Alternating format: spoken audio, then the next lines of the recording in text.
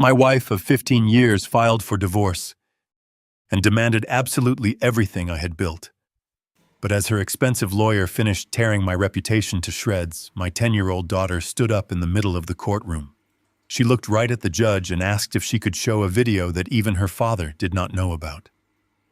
The judge nodded. When the screen lit up, the entire courtroom froze in absolute silence, and my wife's attorney silently packed his briefcase and walked away from her table. Before I reveal what was on that tape, let me know what city you are watching from in the comments below. Hit like and subscribe if you believe the truth always finds a way to surface, no matter how deeply it is buried.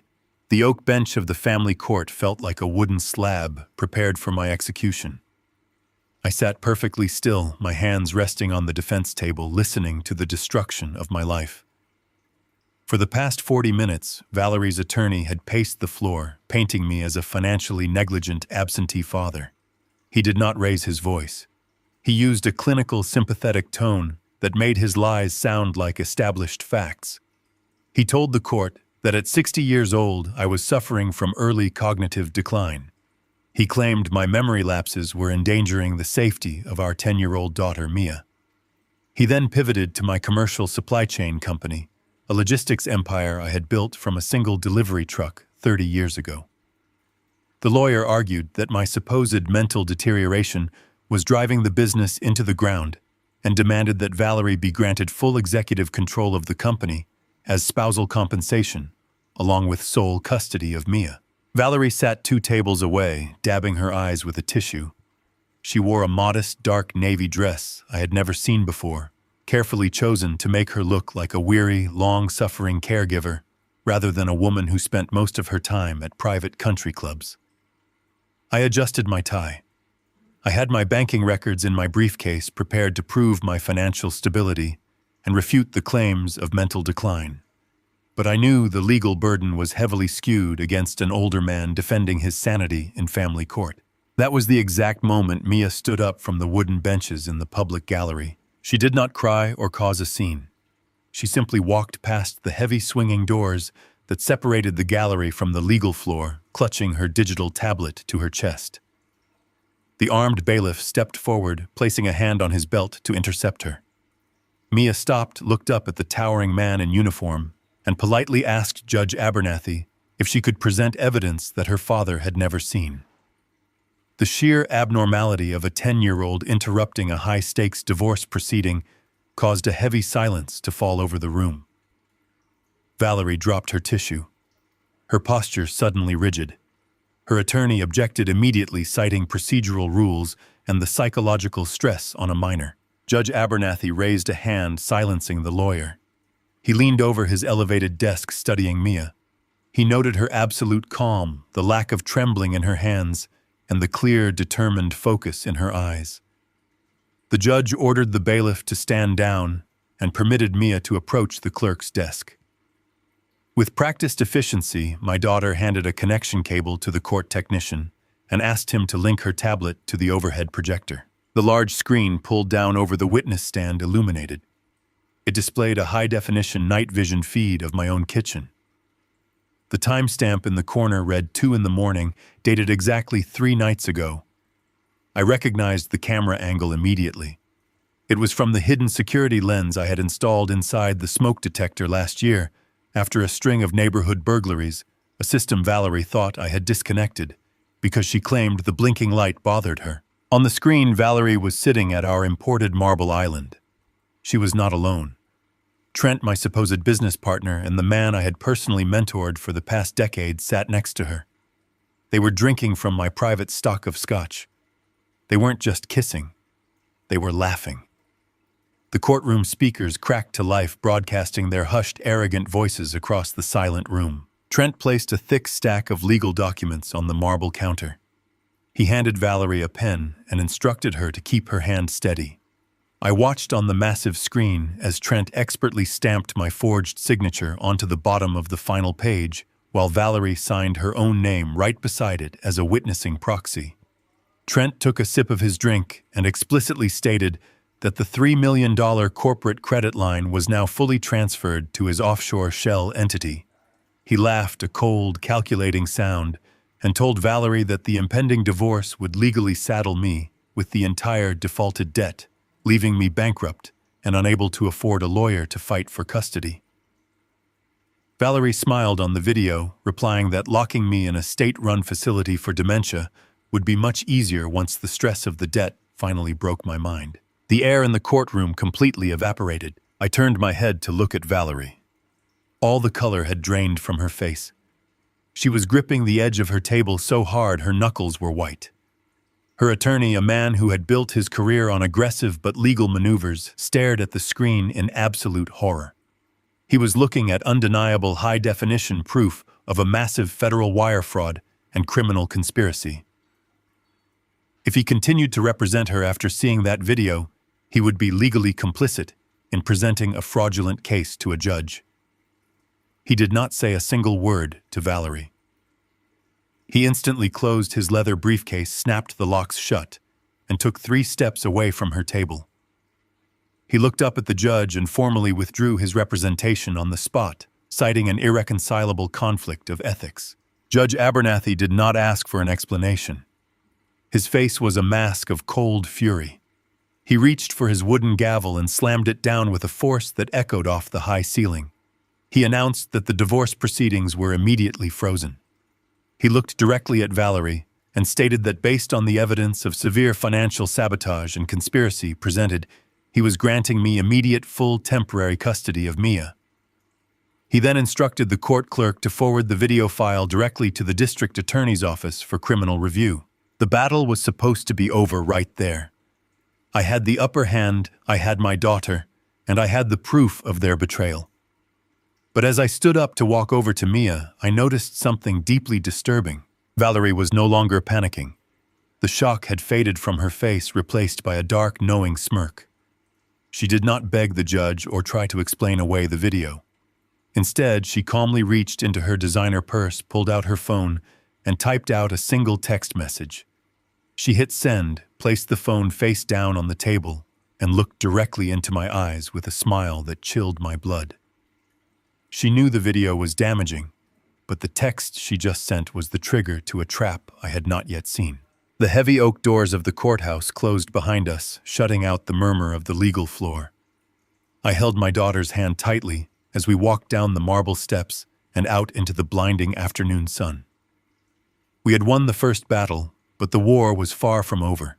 I could still see the cold, calculating smile on my wife's face just before she looked down at her phone. Her text message was not a surrender. It was a trigger. By the time Mia and I reached my SUV in the sprawling parking lot, my phone began to vibrate in my chest pocket. It was not a single ring. It was a continuous, relentless seizure of automated notifications. I pulled the device out and watched the screen light up with urgent warnings from every financial institution I had ever done business with. Chase Bank, Bank of America, Wells Fargo. The alerts cascaded down the screen in a waterfall of red text. My supposed business partner had anticipated the possibility of exposure. He knew that if the forged documents ever saw the light of day, he would need a catastrophic distraction to keep me paralyzed. He had used his executive access to trigger an early default clause on the forged $3 million corporate loan. He did not borrow the money from a standard commercial bank. He had gone to a predatory private equity firm known for aggressive, merciless asset seizure. The moment my wife sent that text, he handed the equity firm the signal to execute a hard freeze on absolutely everything connected to my name. They locked my corporate operating accounts. They locked my personal savings. They even froze the small college fund I had started for Mia when she was a baby. It was a synchronized financial execution designed to suffocate me instantly. I needed to get us out of the open. I buckled Mia into the passenger seat and drove 3 miles down the road to a small roadside diner. I needed a moment to breathe and form a strategy, and I knew she had not eaten anything since breakfast. We sat in a cracked vinyl booth near the back window. Mia ordered a simple grilled cheese sandwich and a glass of milk. When the waitress brought the check, I reached into my wallet and handed her my corporate card. A minute later, she returned looking uncomfortable. She told me the card was declined. I forced a polite smile, apologizing for the bank error, and handed her my personal platinum credit card.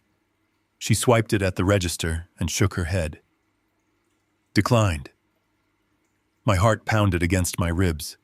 I pulled out my standard debit card, knowing full well the account had over $100,000 in it yesterday. Insufficient funds. The humiliation washed over me, hot and suffocating. A man who managed a logistics empire, who moved millions of dollars in freight across the country every single week, suddenly could not afford to buy his daughter a $5 sandwich. The waitress looked at me with a mixture of pity and annoyance. My wife had effectively cut off my oxygen supply. Her strategy was brilliantly cruel. By freezing my assets, she ensured I could not hire a high-powered forensic accounting team to unravel the fraud. More importantly, she knew I could not meet my company's payroll on Friday. If my drivers did not get paid, the entire logistics fleet would grind to a halt. The business would collapse into receivership, and she would be perfectly positioned to pick the bones clean in the divorce settlement. I thanked the waitress, took the check, and walked out to the SUV. I popped open the hidden compartment inside the glove box. I kept an envelope with $2,000 in emergency cash tucked behind the vehicle manual, a paranoid habit from my old days that just saved my life.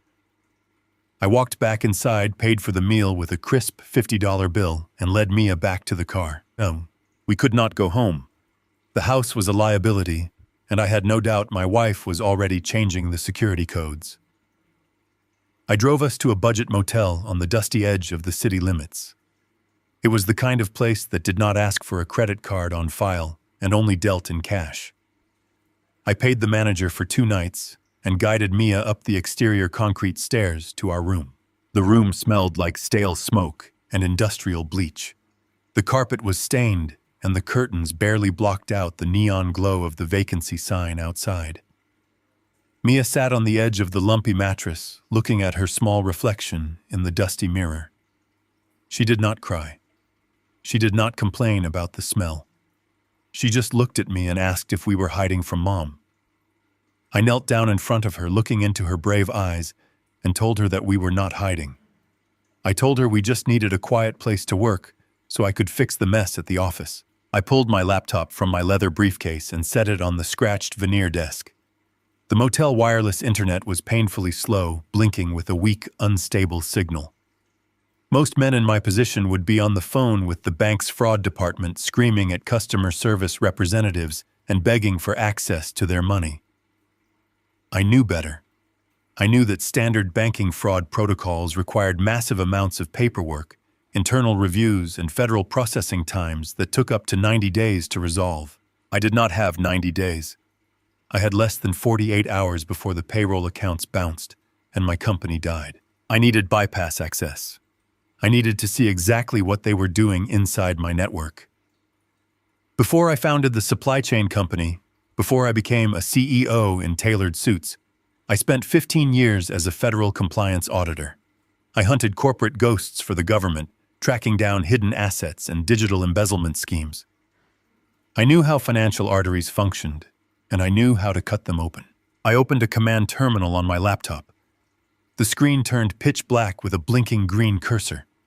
I bypassed the standard employee login portal completely. Instead, I typed in a long string of complex commands, pinging a dormant backdoor that I had secretly coded into my company's server architecture a decade ago. It was an old auditor's trick, a digital emergency exit designed to bypass main firewalls and executive lockouts in case of a hostile corporate takeover. I held my breath as the motel internet struggled to push the data packets through. The server hesitated, analyzing my hidden credentials. Then the screen flashed. Access granted. I was inside the mainframe. I immediately navigated to the administrative control panel to lock out my rogue business partner. But the moment I pulled up the active server logs, the blood drained completely from my face. The server was running at maximum capacity. The cooling fans in the server room miles away must have been screaming. I was not the only one inside the system. The live activity logs scrolled down my screen at a terrifying speed. They showed an active administrator account currently executing a massive automated purge protocol. My business partner was inside the network right now, and he was mass deleting the entire internal email archive. He was systematically scrubbing the servers clean, erasing every single digital fingerprint, every message, every invoice, and every piece of communication that proved his and my wife's criminal collusion. He was destroying the paper trail before the district attorney could even draft a subpoena for the hard drives. If he finished that deletion, I would have absolutely zero proof to show the federal authorities, and I would be left holding the bag for a $3 million theft. I sat perfectly still on the edge of the sagging motel bed, watching the command terminal on my screen. The server logs were flashing rapidly as my business partner systematically deleted our corporate email history. My first instinct, the instinct of any normal business owner under attack, was to lock him out and revoke his administrator privileges. I let my hand hover over the keyboard, but I did not press a single key. I knew from my 15 years of auditing federal networks that interrupting a panicked criminal was a rookie mistake. If I blocked his access right now, he would know someone was inside the system watching him. He would panic, destroy the physical hard drives at the office, and flee the country with my stolen money. I needed him to feel safe. I needed him to believe he was successfully covering his tracks. Instead of fighting him, I opened a secondary command window. I typed out a sequence for a shadow copy protocol. It is a silent mirroring command that I use to catch corrupt government contractors. As he permanently erased an email from the main server, my hidden protocol instantly duplicated that exact file and routed it through a secure tunnel directly onto my encrypted local hard drive. I sat there in the dim light of the motel room, listening to the slow hum of the cheap air conditioner, watching my stolen data pour back into my hands. The download progress bar crept forward agonizingly slow against the unstable internet connection. Every time the progress paused, I held my breath, praying the motel router would not drop the signal. After 40 tense minutes, the server activity ceased. He had finished his purge. He logged off, believing the evidence was gone forever. I immediately disconnected my laptop from the network and opened the newly populated folder on my desktop. I began to sift through the recovered emails and encrypted attachments. I expected to find simple wire transfer receipts and forged bank statements detailing the $3 million he took. What I found was a sophisticated criminal enterprise operating right under my nose for the past 2 years. The emails contained hundreds of phantom shipping manifests. He had not just stolen cash. He had been using my company trucks and my drivers to move untaxed commercial goods across state borders. He was manipulating the routing schedules, assigning my best drivers to midnight hauls under the guise of premium freight contracts. The cargo was not standard electronics or medical supplies. The internal codes and routing destinations matched distribution hubs affiliated with a major offshore smuggling cartel. He was using my legitimate logistics empire as a clean shield to transport illicit cargo and pocketing massive cash freight fees for the service. The sheer scale of the liability was terrifying. If a state trooper had pulled over one of my trucks and searched the trailer, my driver would have been arrested, and my entire company would have been seized under federal racketeering laws. I opened the financial ledgers attached to the smuggling routes. The freight fees were being laundered through a shell company registered in Delaware. I pulled up the incorporation documents for that specific entity, hoping to find his signature. I did not find his name. I found the name of my wife. She was listed as the primary financial beneficiary and sole managing director of the shell company receiving the cartel money. The betrayal shifted from a simple divorce tactic into a calculated plan to make her incredibly wealthy while leaving me to take the fall for a federal crime. She was not just cheating on me.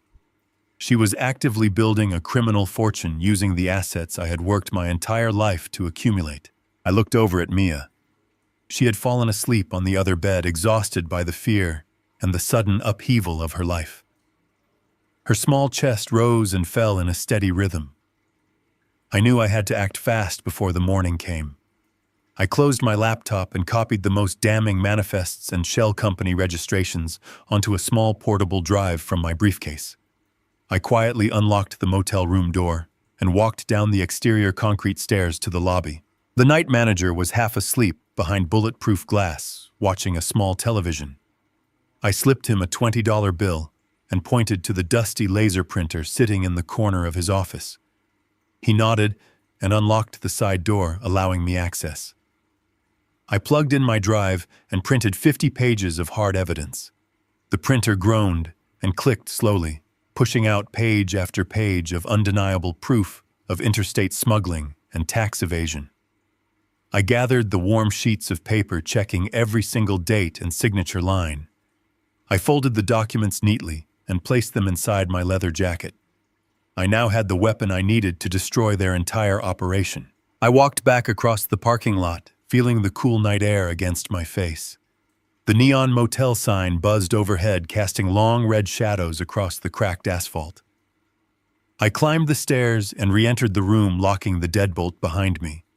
I placed the documents on the desk and began formulating a plan to present this to the district attorney in the morning.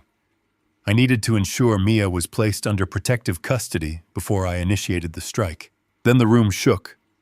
A heavy, violent knock rattled the wooden door. I froze. The knock came again, louder and more demanding. It was not the erratic pounding of an angry wife tracking my location. It was the synchronized, authoritative strike of law enforcement. I walked to the door and looked through the small glass peephole. Two men stood on the exterior walkway. They wore dark windbreakers, and their faces were set in grim, serious expressions. The man on the left raised a silver badge, holding it directly up to the peephole lens. They were not local police. The badge clearly identified them as special agents from the Internal Revenue Service Criminal Investigation Division. The final piece of the trap snapped into place in my mind. My business partner had not just triggered the bank default to freeze my money. He had taken the forged loan documents, the ones with my fake signature, claiming $3 million in corporate debt, and he had anonymously submitted them to the federal government. He had framed the missing $3 million as my own personal embezzlement scheme, painting me as a corrupt chief executive attempting to evade corporate taxes. He knew the federal authorities would freeze my accounts, move in for an immediate arrest, and ignore any claims of innocence from a man going through a bitter divorce. He had weaponized the federal government against me, ensuring I would be locked in a federal holding cell by sunrise. I stood on the inside of the locked door, listening to the agents announce their presence and demand entry. I placed my hand against the cold wood, taking a slow, deep breath. I was surrounded, completely cut off from my resources, and seconds away from being placed in handcuffs in front of my daughter. But as I felt the thick stack of printed manifests inside my jacket pocket, the fear evaporated entirely. They sent the federal government to destroy me, but they did not know I had just spent the last 2 hours gathering the exact ammunition needed to turn the federal government into my own personal execution squad. I turned the deadbolt and pulled the door open, ready to face the storm. I pulled the heavy motel door open and faced the two federal agents standing in the humid night air. The taller agent stepped forward and immediately demanded the surrender of all my corporate devices. He recited a federal warrant authorizing the seizure of my laptop, my phone, and any digital storage media in my possession. He expected me to argue. He expected me to act like a guilty man caught in the middle of a frantic escape trying to hide his tracks. I did not raise my voice or attempt to block the doorway. I simply stepped aside and invited them into the cramped room. I pointed to the bed where my daughter was sleeping and asked them to keep their voices down. I walked over to the cheap veneer desk and picked up my laptop. I did not close the screen. I turned the device around and placed it directly in front of the lead agent. I told him he could take the machine without a fight, but I strongly suggested he look at what was currently displayed on the screen before he decided to put me in handcuffs. The agent looked skeptical, but his eyes dropped to the glowing monitor. I had left the freshly decrypted server logs wide open. I did not waste time defending my character or denying the $3 million loan fraud.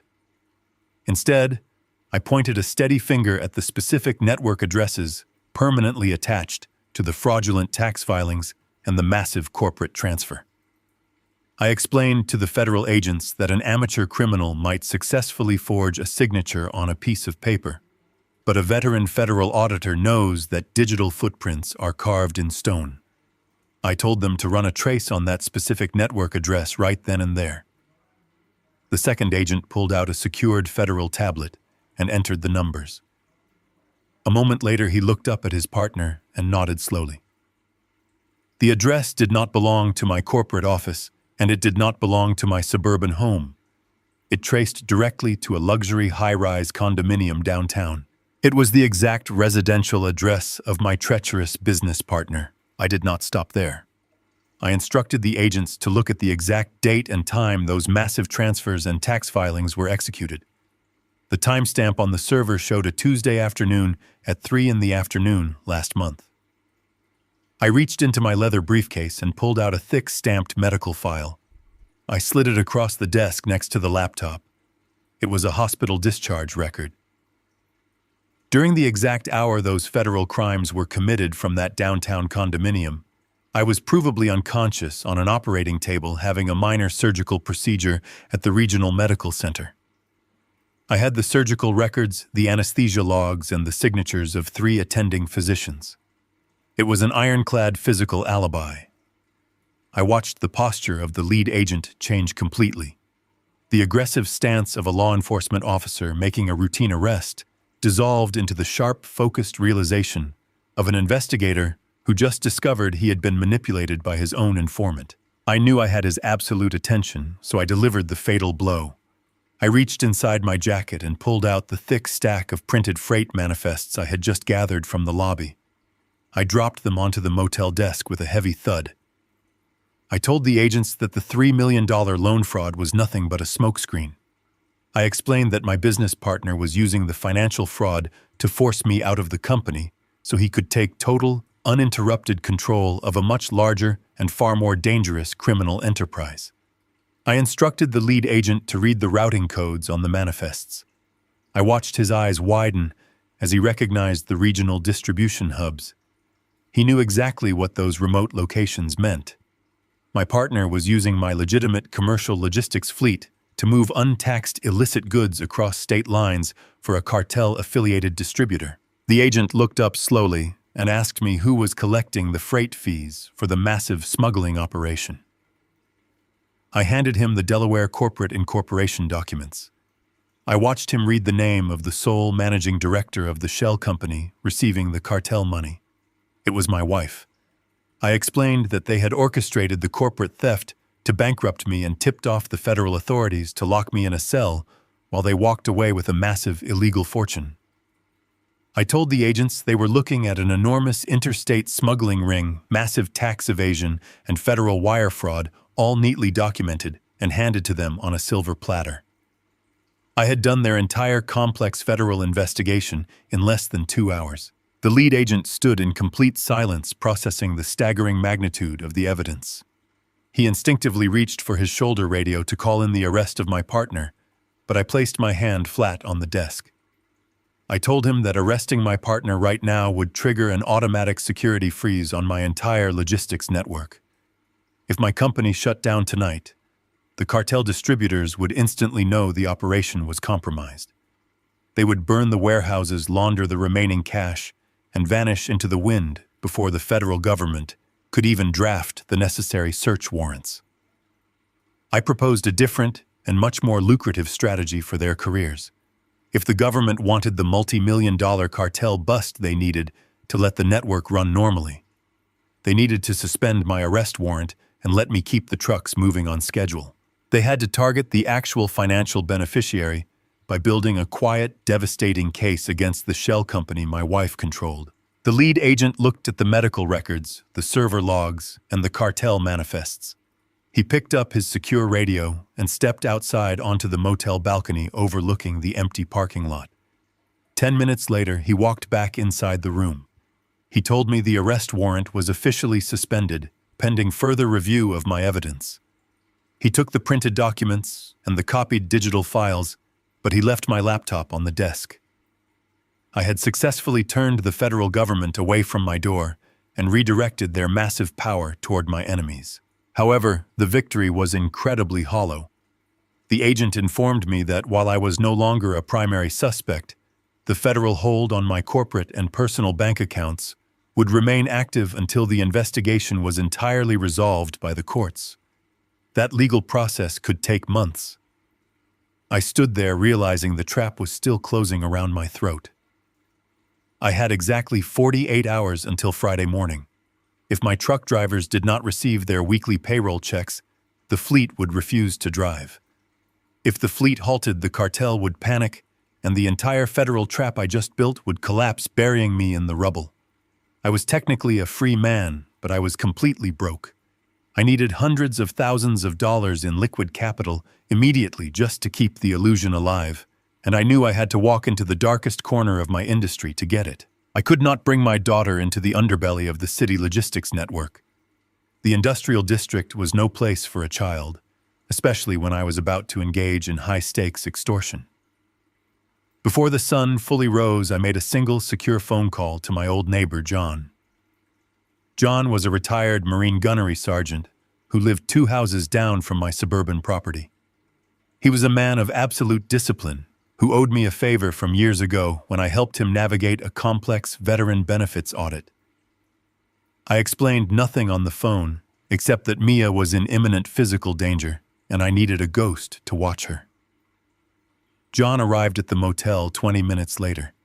He stepped into the room carrying a heavy canvas duffel bag and took a seat in the corner chair facing the door. He did not ask questions. I left Mia sleeping safely under his silent watch and walked out to the highway to hail a cab. The sky was a bruised purple as we drove away from the quiet residential areas and descended into the heavy industrial sector. The air here was thick with the smell of diesel exhaust, damp asphalt, and burning metal. I instructed the driver to drop me off 2 blocks away from a sprawling corrugated steel warehouse. This was the operational hub of my largest independent subcontractor, a rugged fleet manager named Wallace. Wallace was a man forged in the brutal margins of the freight industry. He managed 30 heavy transport trucks and employed drivers who worked grueling hours and did not ask questions as long as the paychecks cleared.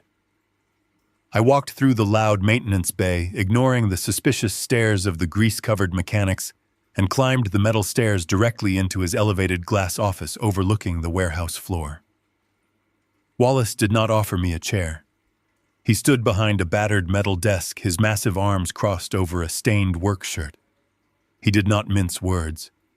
He bluntly reminded me that my corporate accounts had just bounced, and I currently owed him $200,000 for the hauls his men completed last month. He looked at me with cold calculation and revealed the true depth of the betrayal. He told me he had already received a private phone call from my business partner less than an hour ago. Trent had offered to pay Wallace $100,000 in clean cash by noon if Wallace agreed to immediately file a breach of contract lawsuit and legally seize my entire transport fleet. Trent was methodically tightening the noose, trying to strip away my physical assets before I could even mount a legal defense. Wallace leaned over the desk and told me I had exactly 5 minutes to give him a reason why he should not sign the paperwork and take my trucks right then and there. I did not beg for extra time or try to appeal to our years of business history. I knew loyalty in this district only went exactly as far as the last cleared check. I opened my leather briefcase and placed a single manila folder on his metal desk. I told him to look at the printed routing manifests inside. Wallace let out a frustrated, heavy sigh, but flipped open the cover. I watched his eyes scan the printed pages. He immediately recognized his own truck identification numbers and the names of his best drivers printed next to midnight delivery schedules. Then he saw the destination codes. He was a veteran of the freight lines, and he knew exactly what those specific isolated warehouses near the border represented. I did not raise my voice as I explained the dark reality of his situation. I told Wallace that Trent had been quietly hijacking his drivers for the past 6 months, using them as blind mules to haul untaxed illicit cargo for a cartel-affiliated distributor. The color completely drained from Wallace's weathered face. He realized the catastrophic legal danger he was currently sitting in. If a state highway patrol unit pulled over just one of his trucks tonight and found that hidden cargo, his driver would face severe federal trafficking charges. More importantly, The government would automatically invoke racketeering statutes to seize Wallace's commercial licenses, his entire fleet, and the very warehouse we were currently standing in. He would lose everything he had built over 30 years and likely spend the rest of his life in a federal penitentiary simply because my business partner decided to use him as a disposable corporate shield. Wallace slammed his heavy fist down on the desk, causing the metal to vibrate under the violent impact. He reached for his office phone, swearing loudly that he was going to call the state police and turn Trent in himself. I reached across the desk and firmly pinned his hand to the receiver. I told him that calling the police would trigger the exact massive federal raid we desperately needed to avoid. We needed to handle this outside the bounds of standard law enforcement to keep the cartel from panicking. I proposed a strict countermeasure, a legally gray extortion tactic that would paralyze my business partner without alerting any authorities. I instructed Wallace to immediately file a massive mechanics lien against Trent's personal luxury vehicles and all his accessible corporate assets. The legal justification for the lien would be formally listed as unpaid hazard pay for hauling highly volatile, undocumented cargo. It was a brutal and immediate financial chokehold. A mechanics lien filed by a registered commercial vendor instantly flags personal property, preventing the owner from selling, transferring, or leveraging those assets for emergency cash.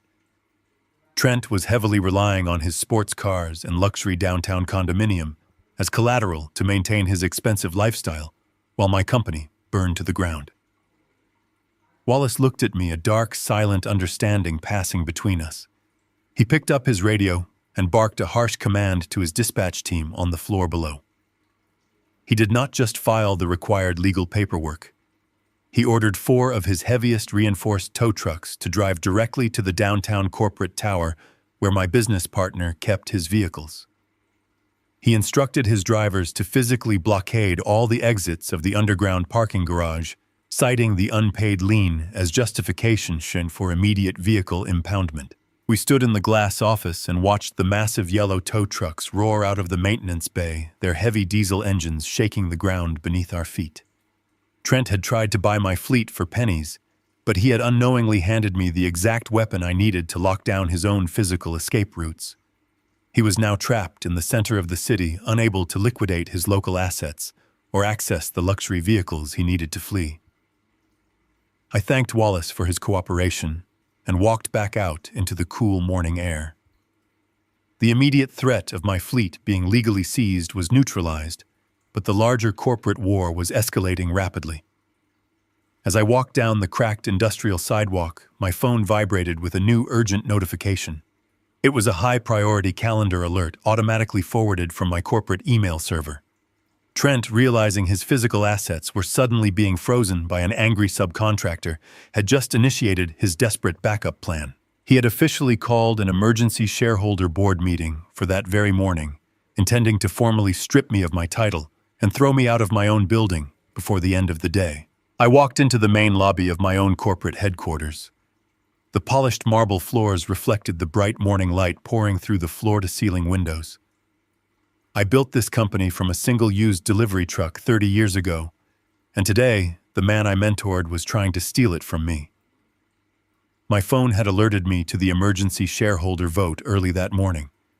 Trent was moving with desperate speed.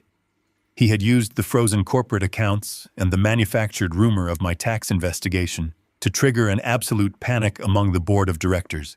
His goal was simple. He wanted to formally remove me as chief executive officer before the lunch hour. He needed total control of the company infrastructure to keep the cartel shipments moving and to finalize his theft. I took the private executive elevator to the top floor. I did not rush. I deliberately waited in the quiet carpeted hallway outside the boardroom, letting the meeting begin without me. I wanted them to feel victorious. I wanted Trent to lay out his entire fraudulent narrative to the independent board members before I dismantled it. 10 minutes after the scheduled start time, I pushed open the heavy glass doors. The massive mahogany table dominated the center of the room. Trent was standing at the head of the table, occupying my usual seat. He was in the middle of delivering a passionate, carefully rehearsed speech about saving the logistics network from my supposed cognitive decline and financial mismanagement. Sitting directly to his right was my wife. Valerie was attending as a voting proxy for the shares we technically held as joint marital assets. She was wearing a brand new custom-tailored designer suit. It was a garment purchased with the very funds they had drained from my life savings. She sat perfectly straight, radiating a sickening level of unearned confidence. Trent stopped mid-sentence the moment I crossed the threshold. He did not look surprised or intimidated by my arrival. He simply smiled a wide, arrogant grin. He raised his hand and pointed to two large security guards standing near the corner of the room. These men were not part of my regular building staff. They were private muscle Trent had hired specifically to humiliate me. Trent loudly announced to the room that I was no longer an authorized executive, and he ordered the guards to escort me off the premises using physical force if necessary. The two massive men took a step forward, but I did not even look at them. I walked straight past Trent and focused my attention entirely on the three independent board members seated on the opposite side of the table. These were veteran businessmen. They did not care about marital drama or office politics. They cared exclusively about the legal and financial survival of the corporate entity. I reached into my leather briefcase and pulled out three identical, thick manila folders. I placed one directly in front of each independent director. I turned my head slightly and told the private security guards that if they laid a single finger on me before the board reviewed those documents, they would be personally named as co-conspirators in a multi-million-dollar federal lawsuit. The guards hesitated, looking at Trent with uncertainty, and slowly stepped back. Trent slammed his hands down on the mahogany wood, demanding to know what garbage I was handing out. I ignored him completely. I spoke directly to the three veteran directors. I instructed them to open the folders. Inside were the freshly printed copies of the Internal Revenue Service seizure documents, currently being filed against the Delaware Shell Company. I kept my voice perfectly level, devoid of any emotion. I explained that this specific shell company currently held a 20% stake in our firm through my wife's proxy shares. I watched their eyes scan the pages as I laid out the exact details of the illicit operation. I informed the board that my supposed business partner had effectively entangled our legitimate corporate entity in a massive federal smuggling ring. He was moving untaxed illegal cargo across state borders for a foreign distribution cartel. I explained that the frozen bank accounts they were panicking about were not the result of my mismanagement. The freeze was a direct federal response to the illegal activities orchestrated by the man currently standing at the head of their table. The color completely vanished from the faces of the three board members. They were looking at undeniable printed proof of severe federal racketeering crimes. They saw the manipulated shipping manifests. They saw the altered routing schedules. They saw Valerie listed as the primary financial beneficiary of the laundered cartel money. One of the older directors took off his reading glasses and rubbed his eyes, realizing the entire company was standing on the very edge of total government seizure. Valerie tried to speak, but her voice caught in her throat. She looked up at Trent with wide, terrified eyes, waiting for him to fix the catastrophic exposure. Trent tried to regain control of the room by shouting. He called the documents fabricated lies.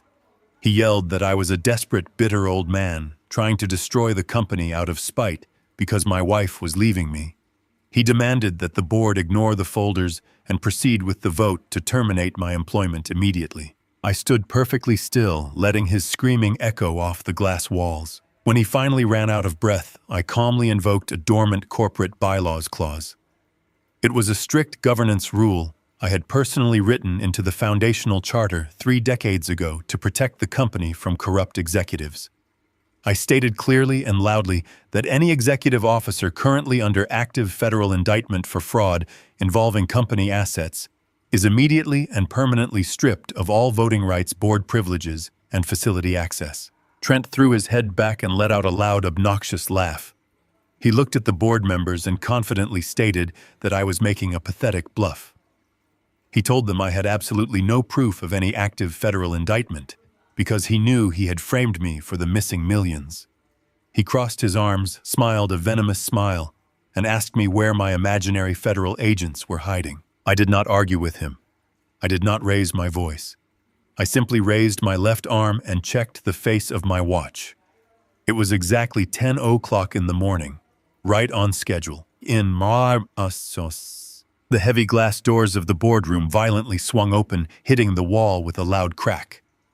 It was not the private security guards returning to remove me. It was the lead investigator from the Internal Revenue Service Criminal Investigation Division. And he did not come alone. He strode into the room flanked by 4 heavily armed federal marshals wearing tactical vests and carrying thick metal restraints. The arrogant smile vanished from Trent's face instantly, and the entire boardroom fell into an absolute dead silence. The 4 federal marshals moved with a terrifying, coordinated efficiency. They did not shout or draw their weapons. They simply walked directly toward the head of the mahogany table where my former protege stood paralyzed. Trent opened his mouth to speak, but no sound came out. The lead marshal gripped Trent by the shoulder, spun him around, and slammed his hands down onto the polished wood. The sharp metallic click of the heavy steel handcuffs echoed off the glass walls.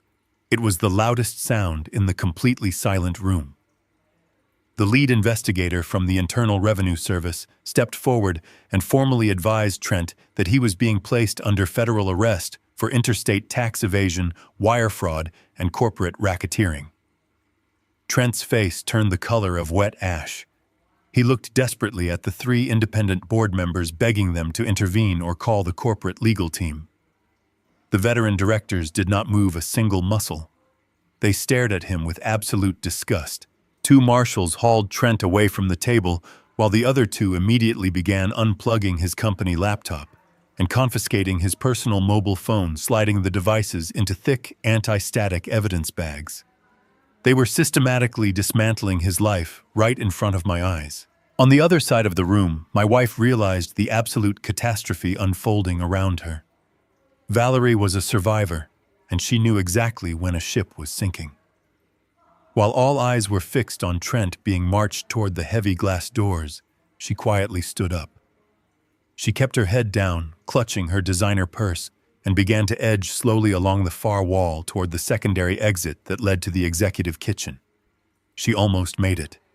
Just as her hand reached out to push the emergency exit bar open, a tall federal agent in a dark windbreaker stepped directly into her path. He did not arrest her. He did not even raise his voice. He simply reached into his jacket pocket and pulled out a thick, sealed manila envelope. He pressed it firmly against her chest, forcing her to take it. He informed her that she was being officially served with a federal subpoena for the comprehensive financial records of her Delaware shell company. Valerie stared at the envelope as if it were a venomous snake. Her arrogant composure shattered completely. She knew the federal government was now looking directly into the darkest corners of her hidden wealth. The moment the federal agents cleared the room, taking Trent and escorting Valerie out to the elevators, the atmosphere in the boardroom shifted entirely. The 3 independent directors turned their attention back to me. There were no apologies and no emotional speeches. This was business. The oldest director leaned forward and formally proposed a motion to instantly reinstate my full executive control and voting rights. He stated that the company was now in a precarious position with the federal government, and they needed my experience as a former compliance auditor to navigate the incoming storm. The vote was unanimous. I took my rightful seat at the head of the table. I did not waste time gloating. I immediately directed the corporate secretary to draft an official statement of total cooperation with the federal investigation, and I ordered the security desk to permanently deactivate Trent and Valerie's building access cards. I had reclaimed my empire in less than 20 minutes, but the victory meant absolutely nothing if my fleet stopped moving. I picked up the boardroom conference phone and dialed the direct private extension of my commercial bank manager. I bypassed the standard fraud department completely. When the manager answered, I did not ask for a favor. I clinically informed him that the man who had authorized the fraudulent $3 million loan was currently sitting in the back of a federal transport vehicle, facing decades in prison. I told the manager to look at the federal arrest warrants currently being processed through the national database. The bank manager put me on hold. For 3 agonizing minutes, I listened to the hollow static of the line, knowing the entire survival of my company hung in the balance. When he finally came back on the line, his tone had changed from bureaucratic indifference to eager compliance. The bank recognized the massive legal liability of aiding a federal fugitive. The manager personally overrode the hard freeze on my corporate operating accounts. I immediately logged into the payroll portal and authorized the weekly checks for my drivers. The system processed the massive wire transfer with exactly 12 hours to spare. The fleet would continue to roll, the cartel would not panic, and the trap remained perfectly set. I left the corporate tower feeling a profound sense of exhaustion and relief. I took a cab back to the budget motel on the edge of the city. When I unlocked the door, my retired Marine neighbor was still sitting in the corner exactly where I had left him. Mia was sitting on the edge of the bed, watching a cartoon on the small television. I thanked my neighbor for his quiet loyalty, and he slipped out into the afternoon heat without a word. I sat down next to my daughter and pulled her close. I told her that the bad men at work were gone, and we were going to be safe now. For a few hours, I genuinely believed the worst of the nightmare was over. I ordered a pizza, we watched movies, and I let myself relax for the first time in days. I believed I had completely outsmarted my enemies, but I had underestimated the terrifying cunning of a desperate mother backed into a corner. Valerie was sitting in her lawyer's office reading the federal subpoena she had been handed. She knew the Internal Revenue Service moved with agonizing bureaucratic slowness.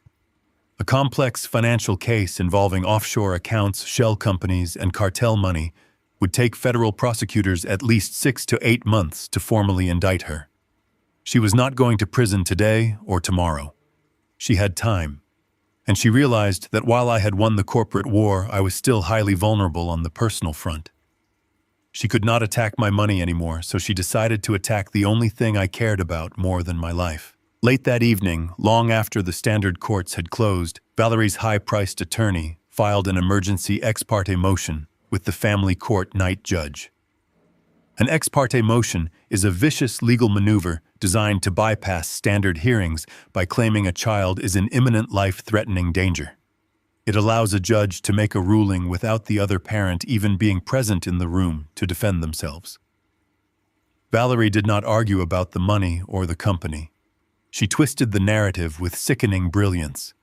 She signed a sworn affidavit claiming that I was suffering from severe paranoid delusions. She stated that I had orchestrated a violent, terrifying federal raid on my own company just to traumatize our daughter and win the divorce. She painted me as a dangerous, unstable man who was weaponizing government agencies to punish his family. She did not just ask for custody. Her motion demanded that Mia be immediately removed from my care and placed into state protective custody in a foster facility pending a full psychological evaluation of my mental state. She knew I had moved Mia to an undisclosed location, and she used that fact to claim I had kidnapped our child and was holding her hostage in a dangerous environment. She wanted to throw our daughter into the cold, brutal machinery of the state welfare system just to force me to surrender my leverage. As the motel clock ticked past midnight, I received a simple, chilling text message from my own attorney. He attached a copy of the judge's emergency order. The text simply read, "They are coming for her right now." I looked over at Mia sleeping peacefully on the cheap motel mattress, completely unaware that the state was currently mobilizing to rip her out of my arms before the sun came up. The morning sun had barely crested the horizon when a heavy fist pounded on our motel room door. It was exactly 7:00. I had been awake for hours, sitting in the dark and watching the parking lot through a small gap in the curtains. I knew my wife would not simply surrender after losing the corporate battle. She was too vicious and too proud to accept defeat.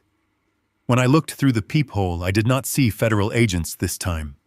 I saw a woman in a sharp gray pantsuit holding a thick manila folder and a clipboard. Standing directly behind her was a man wearing a bespoke Italian suit that cost more than the vehicle he used to drive here. He was the new, high-priced attorney my wife had hired. Two uniformed city police officers stood at the bottom of the concrete stairs, acting as silent muscle for the state. I opened the door, keeping my body positioned squarely in the frame to block their view of the room. The woman introduced herself as a senior supervisor for the State Child Protective Services Division. She did not waste time with pleasantries or sympathetic introductions. She held up a piece of paper bearing the fresh ink signature of a family court night judge. She coldly informed me that she was executing an emergency removal order. My daughter was to be taken into state custody immediately pending a full psychological evaluation of my mental stability. She told me to step aside and pack a small bag of clothes for Mia. The new lawyer leaned against the iron railing, flashing a predatory, confident smile. He told me that resisting a state removal order would result in my immediate arrest and the permanent loss of my parental rights. A normal father would have lost his mind in that moment. A normal father would have screamed or cried or tried to physically barricade the door to protect his child from being taken by strangers. I did absolutely none of those things. I knew that demonstrating any erratic behavior or aggressive emotion was exactly what they needed to validate the false psychological claims my wife had filed. I kept my voice perfectly level and my hands completely visible. I stepped back and politely invited the state supervisor and the lawyer into the cramped motel room. My retired Marine neighbor was already standing in front of the bed, where Mia was sitting, using his large frame to shield her from their view. I did not argue about my sanity. I asked the supervisor to read the specific date of the alleged traumatic incident listed on the sworn affidavit my wife had submitted to the night judge. The supervisor looked annoyed by my calm demeanor, but she flipped open her clipboard and read the sworn statement aloud. The document claimed that on Tuesday afternoon I had suffered a violent paranoid breakdown in front of my daughter, forcing my wife to flee the motel in absolute terror for her life. I nodded slowly, acknowledging the date. I then walked over to the cheap veneer desk and picked up a digital tablet. I had spent $100 bribing the motel night manager for a raw copy of the security camera hard drive the previous evening. I tapped the screen, opening a high-definition video file time-stamped for that exact Tuesday afternoon. I handed the tablet to the state supervisor and told her that if she was going to take my daughter, she needed to watch what actually happened on the day of the alleged trauma. The expensive lawyer tried to object, claiming the footage was irrelevant and manipulated, but the supervisor held up her hand, silencing him instantly. She was a veteran social worker, and she recognized the difference between a panicked abuser making excuses and a calm man presenting hard physical evidence. She pressed play on the tablet. The screen displayed the exterior walkway of the motel. The video clearly showed the luxury sports car of my former business partner pulling into the parking lot.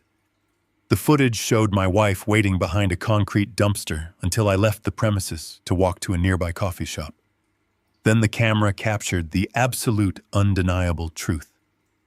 The video showed my wife marching up the concrete stairs, kicking the motel room door, and attempting to physically drag our crying daughter out by her arm. The motel security cameras also recorded high-definition audio.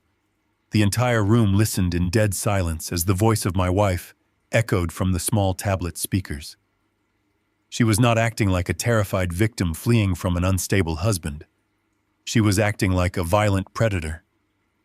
The footage showed my retired Marine neighbor stepping out of his adjacent room and physically blocking her path, placing his body between her and the terrified child. Then came the fatal sentence that destroyed her entire legal strategy. The audio clearly captured my wife screaming at the neighbor that she was going to drain all the financial accounts, disappear to Dubai, and leave me to rot in a federal prison. She stated explicitly on the recording that she only needed the kid as financial leverage for the divorce settlement. I watched the color completely drain from the face of the expensive lawyer. He was staring at the tablet screen, realizing he had just walked blindly into a catastrophic legal trap. He had taken a massive retainer fee from my wife and rushed into a midnight court session to file an emergency motion based entirely on her fabricated lies. The state supervisor slowly handed the tablet back to me. Her expression had transformed from bureaucratic indifference to absolute cold fury. Falsifying a sworn affidavit to a family court judge is a serious crime.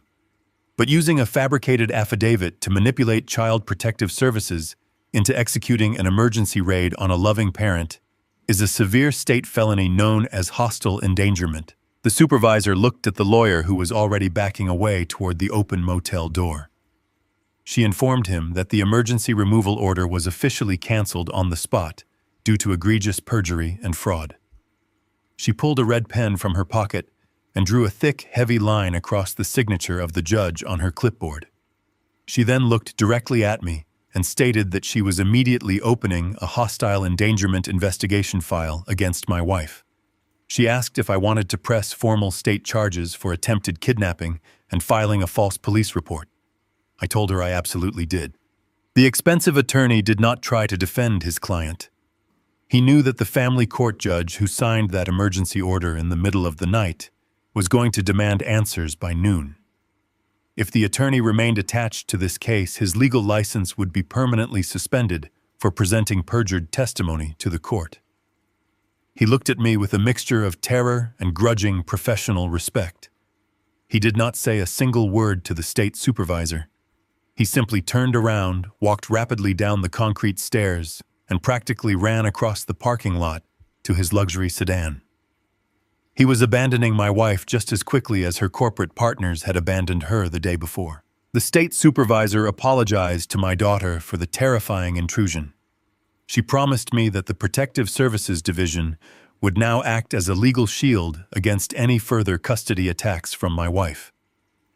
She left the room, taking the uniformed police officers with her to file the criminal report. I closed the door and locked the heavy deadbolt. The silence returned to the room, but it was a victorious silence. My wife had tried to weaponize the ultimate authority of the state against me, and she had just handed me the exact legal mechanism needed to strip her of all future parental rights. But I knew she was running out of options and time. She had lost the company, she had lost the custody battle, and her criminal partners were locked in federal holding cells. A desperate animal backed into a corner will always make one final violent lunge for survival. She knew the federal criminal indictments were coming for her, and she needed massive amounts of untraceable cash to run away. I looked at my phone, knowing her next target would be the only massive asset she thought I had left unprotected while I was distracted by the child custody fight. The morning after the failed Child Protective Services raid, I received a sterile automated email from the county family court. It was a formal notice of withdrawal. My wife had officially dropped her petition for custody. She did not fight for visitation rights or demand a psychological evaluation. She completely abandoned the legal battlefield regarding our daughter. A normal man might have felt a wave of relief, but my blood ran completely cold. I knew my wife better than anyone. Dropping the custody battle did not mean she was surrendering. It meant she was cutting her dead weight to sprint toward the exit. She realized the state was preparing a felony perjury indictment against her, and she knew she had less than 24 hours to flee the country. To do that, she needed massive amounts of untraceable cash. Less than 10 minutes after the court notification arrived, my phone buzzed with a different kind of alert. This notification did not come from my corporate logistics network. It came from a premium digital financial monitoring service I had hired weeks ago. The alert was tied directly to the address of our primary suburban residence. My wife was currently sitting inside a local bank branch attempting to access our joint equity line of credit. She was trying to draw out the absolute maximum limit of $800,000. She assumed I was entirely consumed by the corporate sabotage and the child custody nightmare. She believed the house was the one massive asset I had left completely unguarded in my desperate scramble to survive. She planned to wire the entire sum directly into a decentralized cryptocurrency exchange to buy digital assets that the federal government could never track or seize. She was a brilliant manipulator, but she fundamentally misunderstood the man she married. I spent 15 years as a federal compliance auditor, anticipating financial escapes before they even happened. 2 full weeks before the initial divorce hearing ever took place, I had a quiet meeting with my private estate attorney, Cameron. I did not just secure my commercial logistics company. I methodically locked down the physical ground we stood on. I executed a complex legal maneuver, transferring the property deed of our primary residence entirely out of my name and into an irrevocable blind trust. I named Cameron as the sole managing trustee. By legally severing the property from our marital portfolio, I automatically invalidated any personal lines of credit attached to that specific address. My wife did not know the trust existed, because irrevocable trusts do not appear on standard public marital asset disclosures until the final discovery phase of a divorce. She walked into the premium branch of our local bank wearing dark sunglasses and carrying a large designer tote bag. She bypassed the standard teller line and demanded a private meeting with a senior wire transfer specialist.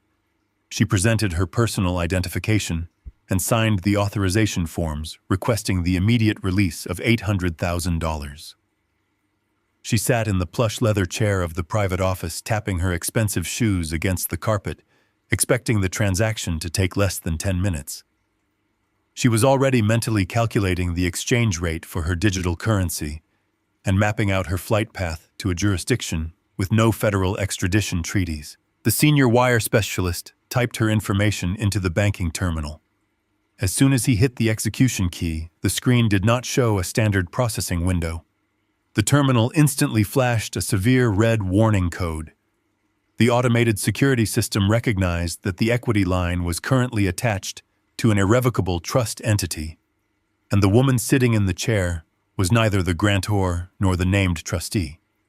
Furthermore, the system detected the massive withdrawal attempt as a direct violation of federal banking regulations regarding unauthorized trust liquidations.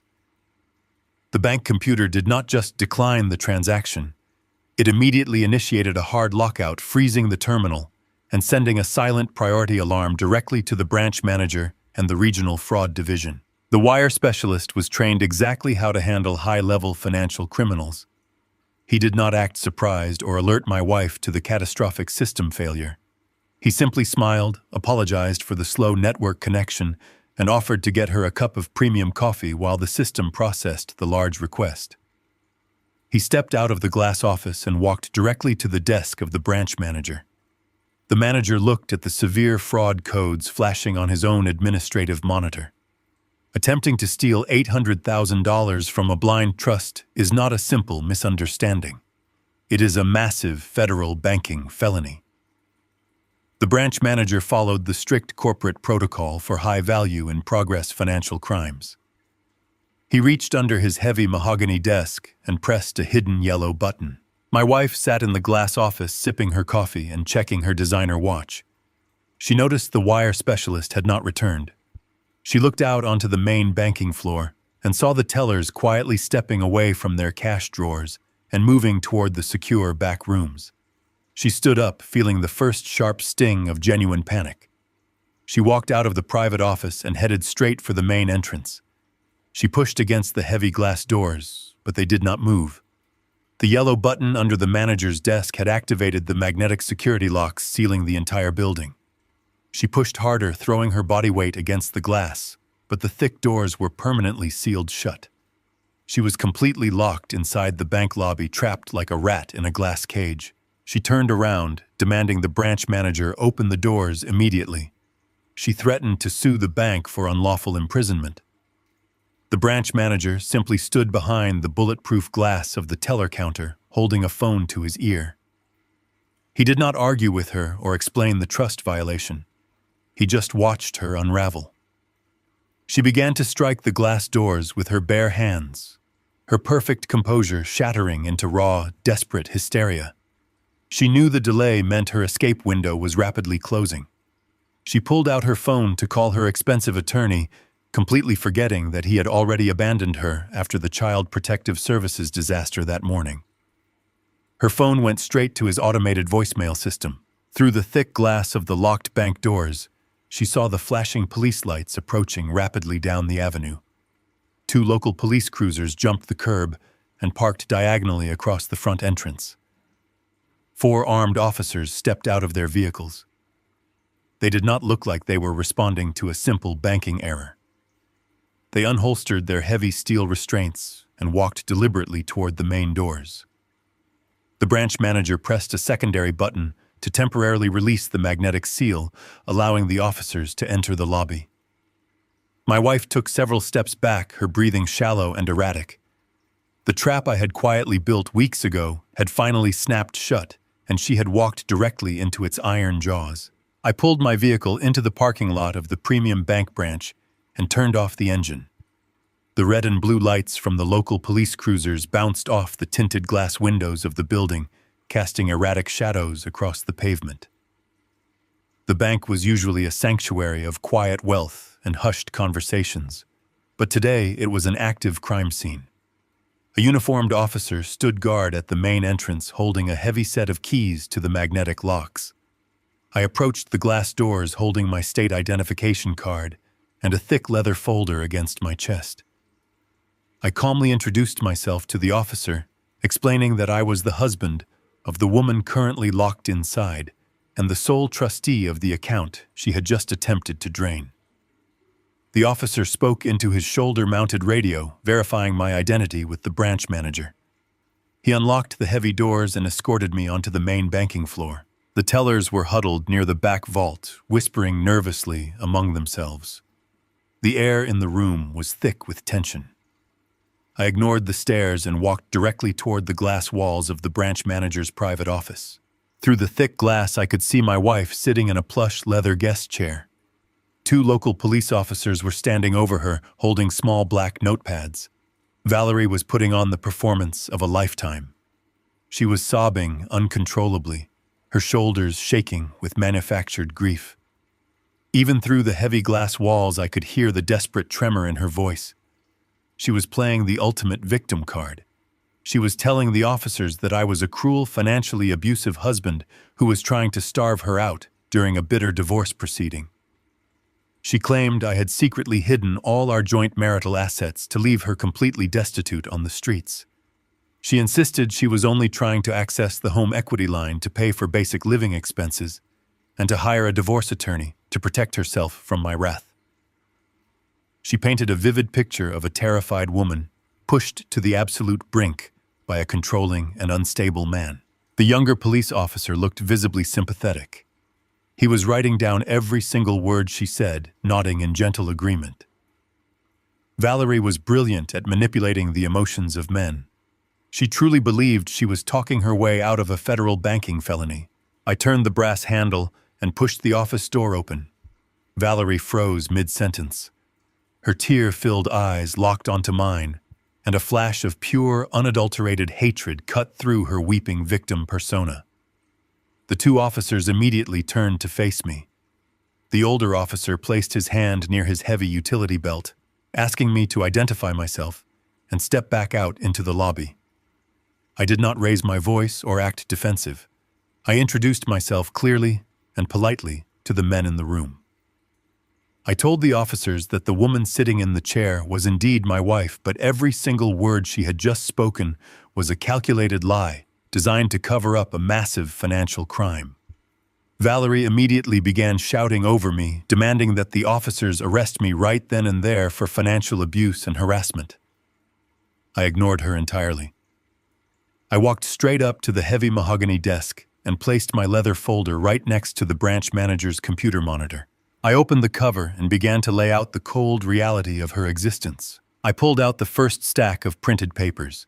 It was the certified, irrevocable trust documentation. I pointed to the official state seal and the notarized signature lines.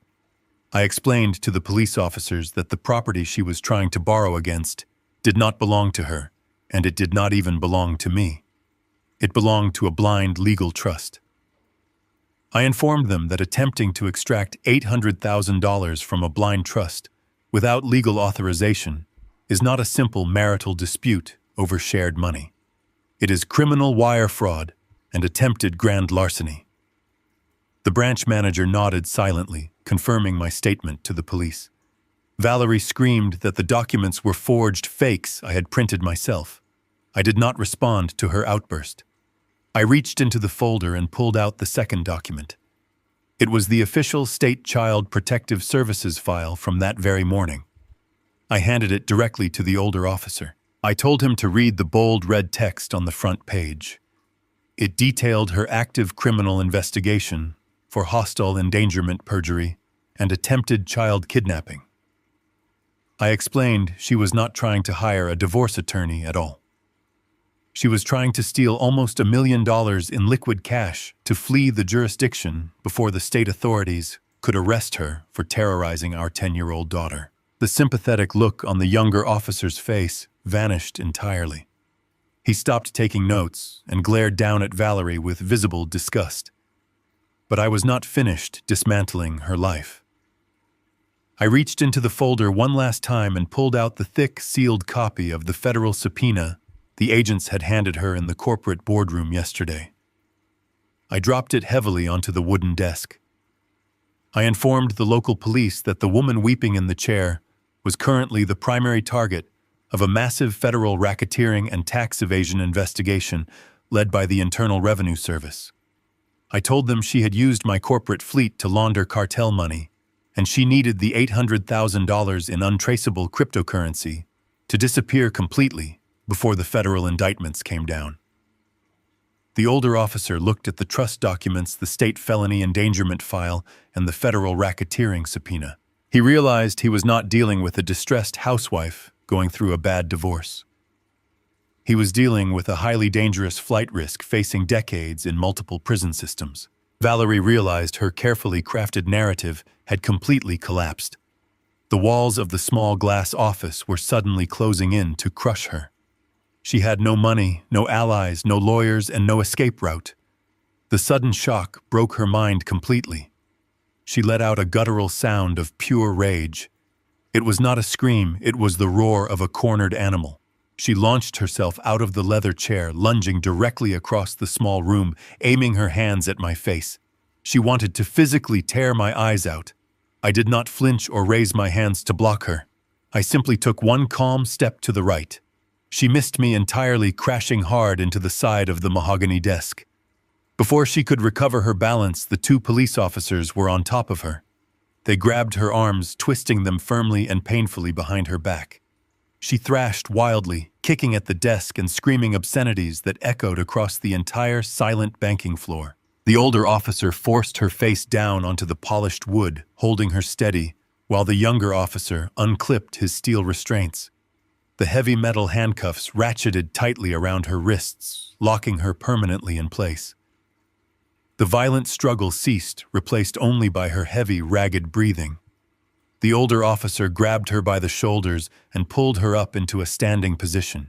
He looked her directly in the eye and began to recite her rights in a cold, mechanical voice.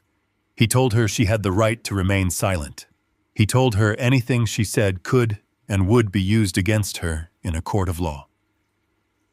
Valerie stood there in her expensive designer suit, her hair completely disheveled, the steel cuffs gleaming brightly under the fluorescent office lights. She was physically broken, but she still glared at me with a venomous defiance. She still believed that she and her criminal partner Trent would eventually find a way out of this together. She thought their alliance would hold against the pressure. I needed to destroy that final piece of hope. I asked the officers if I could speak to my wife for one brief moment before they took her out to the patrol car. They nodded, keeping a firm grip on her arms. I walked slowly across the small room, stopping only inches away from her face. She bared her teeth, preparing to spit venom at me. I leaned in close, lowering my voice to a soft, calm whisper that only she could hear. I told her I had received a phone call from my corporate attorney 10 minutes before I arrived at the bank. I told her that Trent, her brilliant young business partner and secret lover, had been sitting in a federal interrogation room all morning. I softly explained that Trent had already broken under the pressure. Faced with 30 years in a federal penitentiary, he had officially cut a plea deal with the government less than an hour ago. To save himself, he had completely surrendered her. He handed the federal prosecutors all her private text messages, all her offshore account numbers, and he formally named her as the sole mastermind behind the entire shell company operation. I watched the final spark of defiance completely extinguish from her eyes. The color vanished from her face, leaving her skin looking like pale parchment. Her jaw trembled violently, but she could not form a single word. The alliance of convenience she had built with Trent had shattered exactly as I calculated. There is no loyalty among thieves when the federal government begins handing out prison sentences. She realized in that exact moment that she was going to take the fall for absolutely everything.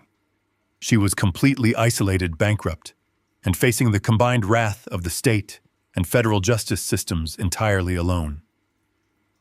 I stepped back, creating a physical distance between us. I looked at the police officers and nodded, indicating I was finished. They turned her around and marched her out of the glass office across the silent banking floor and out into the blinding afternoon light toward the waiting patrol cars. I stood alone in the bank manager's office, listening to the heavy glass doors lock behind her, knowing the destruction was finally complete. The heavy iron door of the county holding facility was a far cry from the luxury she was accustomed to. Valerie was formally denied bail during her arraignment the following morning. The judge took one look at the sworn police report, citing her explicit threat to drain her accounts and flee to Dubai. The recorded audio from the motel security footage was the final nail in her coffin. She was classified as an extreme international flight risk and remanded directly to state custody pending her federal transfer. There would be no designer clothes and no expensive lunches. She was issued an orange canvas uniform and placed in a standard concrete cell. The reality of her new existence was a small metal toilet, a thin mattress, and the constant echoing sounds of a prison block. But Valerie was a creature of pure survival.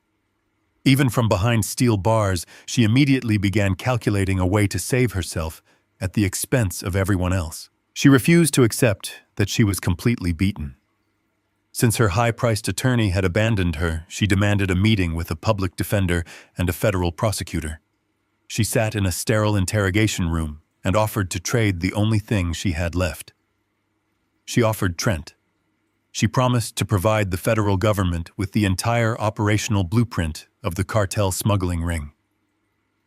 She offered to name the specific distribution hubs, the offshore accounts, and the exact routing schedules Trent used to move the illicit cargo. She painted herself as an innocent wife who was coerced into participating, and she firmly believed her testimony was the golden key the government needed to secure their multi-million-dollar bust. She assumed she could trade her intimate knowledge of the operation for total legal immunity and a fresh start. She did not realize I had already burned that bridge to ash. I knew she would try to negotiate her way out of the consequences. I spent the morning sitting in a secure conference room at the federal building, surrounded by senior agents from the Internal Revenue Service and the Drug Enforcement Administration. I did not just give them the printed manifests I had shown the local police. I handed the lead investigator the master encrypted hard drive I had pulled from my corporate server during the night of the motel ambush. I provided them with the complete, unredacted, and fully decrypted email archive detailing every single transaction and conversation between Valerie and Trent over the past 2 years. I sat at the metal table and walked the federal agents through the exact digital architecture of her Delaware shell company. I showed them the hidden ledgers, the exact dates of the cartel transfers, and the digital signatures linking my wife directly to the laundered money. The agents did not need her testimony because they now possessed the raw, unalterable digital confessions in high definition. I gave them a watertight federal case that required absolutely no plea deals and no cooperating witnesses to secure a conviction. I ensured that when the prosecutors finally sat down to review her desperate offer, they would look at her with absolute indifference. The public defender returned to her holding cell later that afternoon. He did not bring a plea agreement or an offer of immunity. He brought a thick stack of printed emails and server logs. He placed the documents on the metal table and told Valerie that the federal prosecutors had formally rejected her offer. They told her attorney they did not need a single word she had to say because her husband had already provided them with the entire criminal enterprise on a silver platter. The federal government officially denied any possibility of leniency for her or Trent. The prosecution announced they were seeking the absolute maximum federal sentences for both of them, based entirely on the undeniable digital evidence I had surrendered. Valerie was completely stripped of her final bargaining chip. She had nothing left to trade and absolutely nowhere left to run. But the federal government was only one half of the nightmare closing in around her. The news of the arrests and the cartel investigation spread rapidly through the financial district. The predatory private equity firm that had issued the forged $3 million loan immediately recognized the catastrophic exposure of their investment. They dispatched a team of senior risk analysts to review the original loan documents. It did not take long for their forensic experts to verify what I had already proven to the local police. The signatures on the corporate guarantee were entirely fraudulent, and the man who had authorized the transaction was currently locked in a federal detention center. The executives at the hedge fund were ruthless men who did not tolerate being manipulated by amateur criminals. They realized their $3 million line of credit was completely unsecured and fundamentally illegal. They immediately dropped their aggressive legal actions against my legitimate corporate entity. They knew attempting to sue my company would only entangle them in a massive federal racketeering investigation and ruin their own corporate reputation. Instead, they executed a devastating legal pivot. They unleashed their massive army of corporate litigators directly onto Trent and Valerie as private individuals. The hedge fund filed a massive civil lawsuit for gross financial fraud, breach of contract, and intentional corporate sabotage. They did not just want the original $3 million back. They demanded millions more in punitive damages and legal fees to make an example out of the people who tried to steal from them. They used their immense financial power to petition the civil courts for an immediate absolute freeze on every single personal asset Trent and Valerie possessed. The courts granted the injunction without hesitation. The hedge fund legally locked down Trent's luxury downtown condominium, his collection of imported sports cars, and every single domestic bank account tied to his name. They completely paralyzed Valerie's personal checking accounts and seized the designer jewelry she had stored in private deposit boxes. My wife and my former business partner were suddenly caught in an impossible crossfire. They were locked in concrete cells facing decades in federal prison for cartel smuggling and tax evasion. At the exact same time, they were being sued into absolute oblivion by a billion-dollar corporate entity that wanted to strip them of every last penny they had ever acquired. They could not afford to hire criminal defense attorneys to fight the federal government because the hedge fund had successfully frozen all their money. They could not fight the civil lawsuit because they were incarcerated and completely cut off from the outside world. They were being crushed simultaneously by the unlimited resources of the state and the merciless greed of private equity. The alliance they had forged to destroy my life had completely collapsed, leaving them to face the absolute devastation of their own arrogance alone and entirely defenseless. I watched the financial reports roll in from my office desk, feeling a profound sense of quiet satisfaction, knowing the corporate war was finally won. The federal justice system moves with the agonizing pace of a massive glacier. I knew that the criminal trials for the cartel smuggling ring and the massive tax evasion would not begin for many months. My wife and my former business partner would sit in their concrete holding cells waiting for the federal prosecutors to build their impenetrable cases.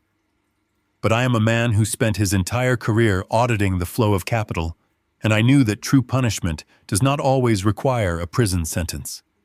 While the federal government prepared to take away their physical freedom, I prepared to completely eradicate their financial existence. I did not need to wait for a criminal conviction to begin my offensive. The civil destruction was immediate, and it was absolute. I walked into the office of my corporate legal team and instructed them to file a devastating civil lawsuit in the state court. The charges were not related to the cartel or the drugs. We filed for gross corporate sabotage, extreme breach of fiduciary duty, and the intentional infliction of financial ruin. The beauty of a civil lawsuit is that the burden of proof is much lower than in a criminal trial. I already had the encrypted server logs, the forged loan documents, and the printed shipping manifests.